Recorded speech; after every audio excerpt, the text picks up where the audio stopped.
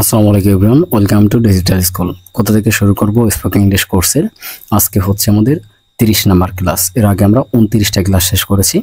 যারা আগের ক্লাসগুলো দেখেননি অবশ্যই দেখে আসবেন, কারণ প্রথম থেকে না দেখলে আপনারা ক্লিয়ারভাবে বুঝতে পারবেন না এবং ইংলিশ ল্যাঙ্গুয়েজটা শিখতে পারবেন না। তো আজকের ক্লাসে বেসিক্যালি আমরা শিখব অতীতে আমাদের কোনো কিছু করা হচ্ছিল এই ধরনের কথা আমরা কিভাবে বলতে পারি, এবং একই সাথে আমরা এই কথাগুলোকে নেগেটিভভাবে কিভাবে বলতে পারি সেটাও আমরা শিখব। ঠিক আছে? তো এখনও যারা আমাদের ডিজিটাল স্কুলের সদস্য হননি অবশ্যই সাবস্ক্রাইব করে দিবেন, আর ফেসবুক পেজ থেকে দেখলে অবশ্যই ফলো করে দিবেন। তো চলুন আমরা মূল ক্লাসে প্রবেশ করি।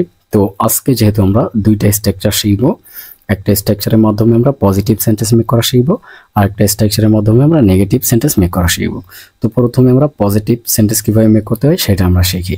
দেখেন, প্রথমে আমাদের একটা সাবজেক্ট নিতে হবে, এরপরে আমাদের সাবজেক্ট অনুযায়ী অজ অথবা ওয়ার এই দুইটা ভার্বে যে কোনো একটা ভার্ব বসবে। এখন আপনাদের মনে কোশ্চেন থাকতে পারে যে সাবজেক্ট কি এবং অজ কোথায় বসে, ওয়ার কোথায় বসে। দেখেন, প্রথম ক্লাসে এই বিষয় নিয়ে বিস্তারিত আলোচনা করা হয়েছে।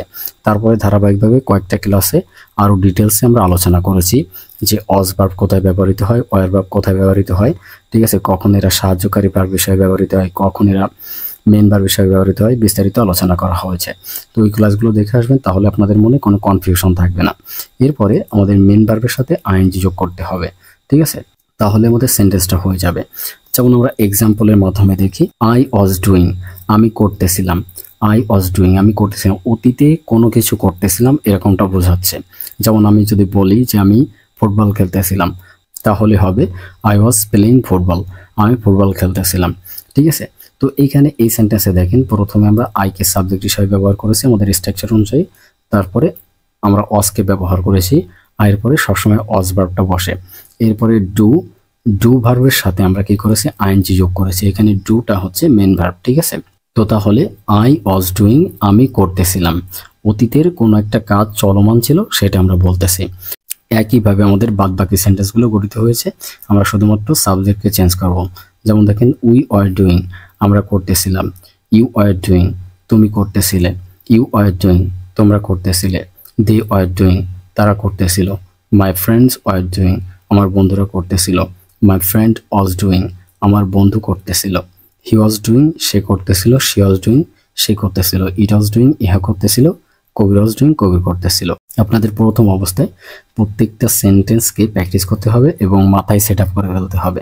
এরপরে আপনারা যদি চান যে হাজার হাজার সেন্টেন্স গঠন করবেন, তাহলে এই ডুইংটাকে পরিবর্তন করে এখানে অন্য একটা ভার্বকে বসিয়ে তার সাথে আইএনজি যোগ করতে হবে। যেমন আমরা বলতে পারি যে আমি ভাত খাচ্ছিলাম, অথবা আমরা বলতে পারি আমি খাচ্ছিলাম। তাহলে এটার ইংলিশ কি হবে? I was eating. এই যে ইট মানে খাওয়া, এটা হচ্ছে মেন ভার্ব, এবং এটা মেন ভার্বের বেস ফর্ম, এর সাথে আমাদের আইএনজি যোগ করতে হবে, তাহলে হয়ে যাবে ইটিং। আই ওয়াজ ইটিং, আমি খাচ্ছিলাম। এরপরে বলেন উই ওয়ার ইটিং, আমরা খাচ্ছিলাম। ইউ ওয়ার ইটিং, তুমি খাচ্ছিলে। ইউ ওয়ার ইটিং, তোমরা খাচ্ছিলে। অর্থাৎ প্রত্যেকটা জায়গায় আমরা ডুকে পরিবর্তন করে এইখানে ইটকে বসাবো এবং তার সাথে আইএনজি যোগ করব, তাহলে হয়ে যাবে। ঠিক আছে?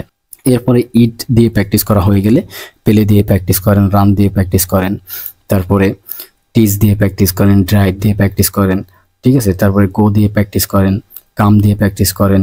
ঠিক আছে? এইভাবে আপনারা প্র্যাকটিস করে হাজার হাজার সেন্টেন্স গঠন করেন। তো তাহলে পজিটিভ সেন্টেন্স কীভাবে গঠন করতে হয় আমরা এখান থেকে খুব সহজে শিখে গেলাম। এখন আমরা শিখবো যে কীভাবে নেগেটিভ সেন্টেন্স গঠন করব, অর্থাৎ নাবোধক বাক্য কীভাবে তৈরি করব সেটা আমরা শিখব। দেখেন, ঠিক একইভাবে আমাদের ওই স্ট্রাকচারটাই ব্যবহার করতে হবে, শুধুমাত্র এখানে নটকে বসালেই হয়ে যাবে। অর্থাৎ ওয়াজ ওয়ারের পরে আমাদের নটকে বসালে আমাদের নাবোধক সেন্টেন্সটা হয়ে যাবে। যেমন দেখেন, আই ওয়াজেন্ট ডুইং, আমি করতেছিলাম না।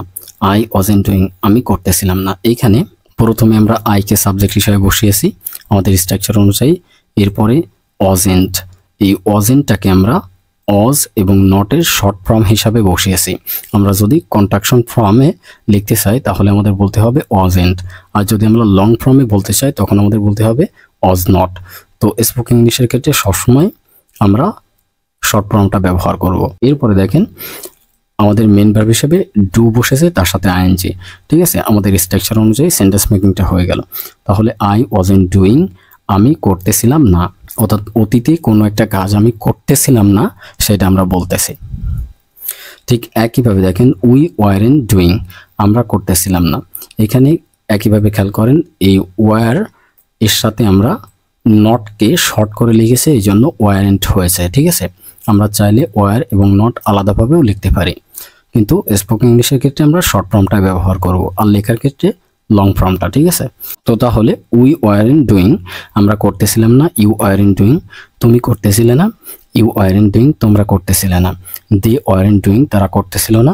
মাই ফ্রেন্ডস ওয়ারেন্ট ডুইং, আমার বন্ধুরা করতেছিল না।